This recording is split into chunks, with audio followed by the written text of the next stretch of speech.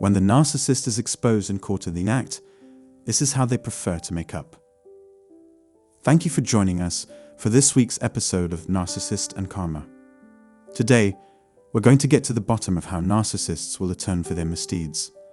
Well, not quite atonement since they're never sorry, but more like restoring the situation to its previous state with minimal personal sacrifice.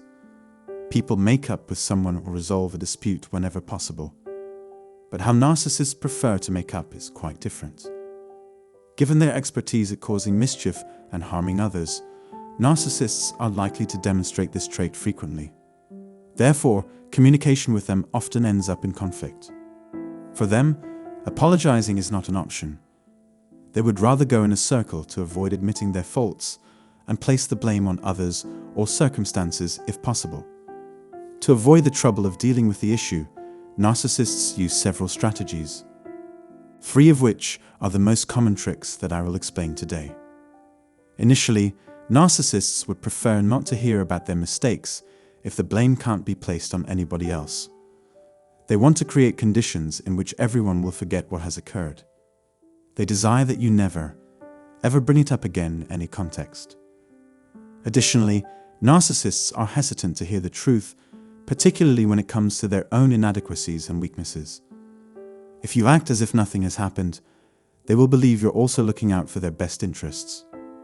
Second, narcissists rely on certain essential criteria to ensure that their reconciliation or makeup session goes as planned. Buying you some additional time is one of their favorite tactics. This method will be used by any narcissist, regardless of whether they're a family member, friend, co-worker, or love partner. When the narcissist realizes they have offended you, they may give you space to avoid apologizing or addressing the issue. Due to this, you're forced to avoid them or refrain from communicating with them for a period of time. This is done so that when you return, bringing up a past fight will look silly. After some time, they'll approach you with smiles and gifts as if there had never been any friction between you two to begin with. The narcissist anticipates that you would follow their gesture and be sensitive to their charm. Either you must be willing to continue the relationship as if nothing had happened, or you must be willing to try again by ignoring all that has occurred between you and them. The trouble is that narcissists never change, so you simply repeat the same pattern. They're still employing the same old-fashioned methods, but they're attempting to persuade you that things will improve with them. Regardless, they're up to their old tricks once more. And as soon as you try to bring up their actions again, the narcissist will blame you of being pessimistic and stuck in the past. It's likely that they will go to great measures to convince you that bringing up the past makes you a terrible person, and that you must move on with your life and concentrate on the present. And I shall emphasize that narcissists live a double-standard life. They refuse to accept responsibility or apologize to those they have harmed when they're at fault. However, when you're at fault, they are ready to place the blame on you. They would be delighted to spend hours beating you over the head with guilt, forcing you to admit your faults and failings, and claiming that everything is your fault. Therefore, we can no longer ignore their hypocrisy in light of this fact. So, back to the topic again.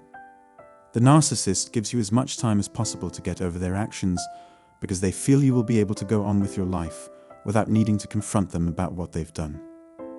Another strategy is for the narcissist to simply sit there and pretend to agree with what you're saying while listening to you. While some narcissists employ this strategy to make it appear as though they're attentive and interested in what you have to say, it is all an act. To placate the other person, the narcissist may even nod in agreement to accept responsibility. But the narcissist has never accepted responsibility for anything and has no immediate plans to do so. In the narcissist's mind, they have committed no wrongdoing. They want you to believe they're responsible for something when, in reality, they are not. They may apologize for everything, meaning that they have nothing for which to apologize. Instead of accepting responsibility for their conduct, they choose to say things like, "Okay, I'm sorry for anything I've done wrong," etc. Narcissists frequently try any way to appear reasonable without genuinely accepting responsibility. They're constantly searching for novel methods to appear rational while avoiding personal responsibility. Thirdly, Narcissists frequently resort to seduction as a last resort when they are unable to reach an agreement on their own terms. Instead of communicating with the other person, the narcissist believes that cheap talk or, even better, sexual attempts would solve the problem. To gain your forgiveness, the narcissist will manipulate your emotions and exploit them to convince you that they deserve your trust. Their objective is to undermine your resolve and spirit. To convince their victims that they're sorry and that all they want is to be near them, narcissists will exploit proximity. In truth, it is really a diversion from the primary problem at stake. In each instance, the goal of the narcissist is to avoid discussing what they did wrong. They would choose the make-up and kiss approach. They discuss the underlying issue. And sadly, most time, it works best in their favor. According to their logic, it is sufficient to make imprecise generalizations about the issue and make hollow promises of progress. When it comes to accepting responsibility for their actions, narcissists are simply not capable, and they believe they don't need to apologize to anybody or anything.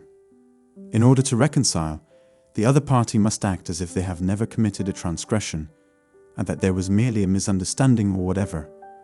However, our mission is to destroy these illusions and confront the narcissist with the reality of the situation. I hope this little explanation has been useful. Please share your thoughts and opinions on this subject in the comments section below. I encourage you to subscribe to this channel and enable the notification bell so that you're notified when a new video is uploaded. Your consideration and time are always appreciated. Thank you.